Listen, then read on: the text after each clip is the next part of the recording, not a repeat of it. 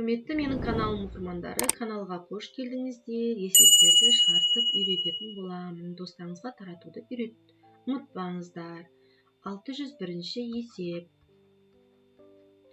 Аралас периодты ондық бөлшекті жай бөлшекке айналдыру керек. Енді біз бірінші жазайық. 2,1 периодта 6.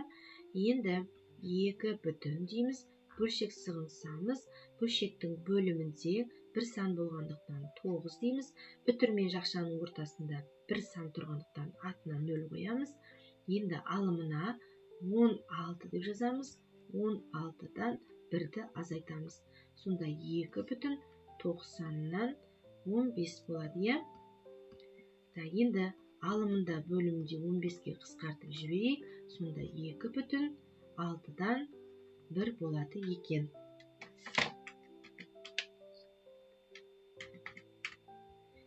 Келесі екінші есепке тоқталайық. 5,100-ден 14 периодта 33. Кеттік ал. 5,1 бөлшек сығынсамыз, 2 сан болғандықтан 99 деп жазамыз. 2 сан болғандықтан, яғни үтір мен жақшаның ортасында 2 сан болғандықтан 2 0 тіркейміз. Енді 1433-тен азайтамын 14-ті. 14-ті азайтамын. Сол кезде менде 5,9900 болады да. Енді 14,033-тен азайтамын 14-ті. 1419 болады екен. Енді мынау бізде қысқаратын бөлшек, 33-ке қысқартайық. Сонда 5 бөлімі 300 болады екен. 0,111 периодта 35. Бөлшектің бөлімін жазып алайық бірінші. Үшінші есепке келдік. Жақшаның ішінде 2 сан болғандықтан 99 деп жазамыз. Үтір мен жақшаның ортасында 2 сан болғандықтан 2 0 тіркейміз. Енді алыма 1135-тен азайтамыз 11-ді. 11-ді азайтамыз. Бұл бізде қысқаратын бөлшек. Алымда бөлімінде 4-ке қысқартайық. 4-ке қысқартатын болсақ, алымы 281 болады. Бөлімі бөлеміз 4-ке. Сонда бізде 2475 болады екен. Келесі 4-ші есеп. 0,100-ден 214 периодта 45. Енді бөлшектің бөлімі 99 болады. 3 0 болғандықтан 3 0 тіркеледі. 3 сан болғандықтан. Енді мына санды толық жазамыз. 214-де 45-ті азайтамын 214-ке. 214-ке. Бөлшектің бөлімін жазып қояйық. 99-ды жазамыз. Енді 221-231 шығады екен. Енді осы шыққан санды тағы қысқартайық. Сол кезде 2359 болады да, бөлімі 11000 болады екен. 5 периодта 3 қосылған 2 периодта 6. Енді өрнектің әрбір компонентін жай бөлшекке айналдырып алуымыз керек. Өрнектің мәнін табуымыз керек. Бұл үшін бізде аралас сан болып тұр. 5,9-дан 3 болады. Қосу 2, бұлардың барлығы алда түсіндірілді. Қарап алсаңыздар болады. 9-дан 6 болады. Енді бүтінді бүтінге қосайық. Екеуін қосайық.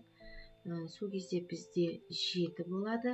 Енді 9 бөлімдері бірдей болғандықтан 9 дейміз. 3-ке 6-ны қосамыз. Сонда 7,9-дан 9 болады екен. 9-ды 9-ға бөлетін болсақ 1 болады. 1-ді 7-ге қосатын болсақ 8 болады екен жауабы. Келесі 7 бүтін периодта 4 минус 3 бүтін периодта 1. Так, 7 бүтін 9-дан 4 дейміз. Азайту 3 бүтін 9-дан 1 дейміз, е? Так, енді бұл жерде де алу жұмысын жүргіземіз. 7-ден 3-ті аламыз, 4 болады. Бөлшектің бөлімдері 9 болады. 4-ден 1-ді азайтамыз, сонда 4 бүтін 9-дан 3 болады екен.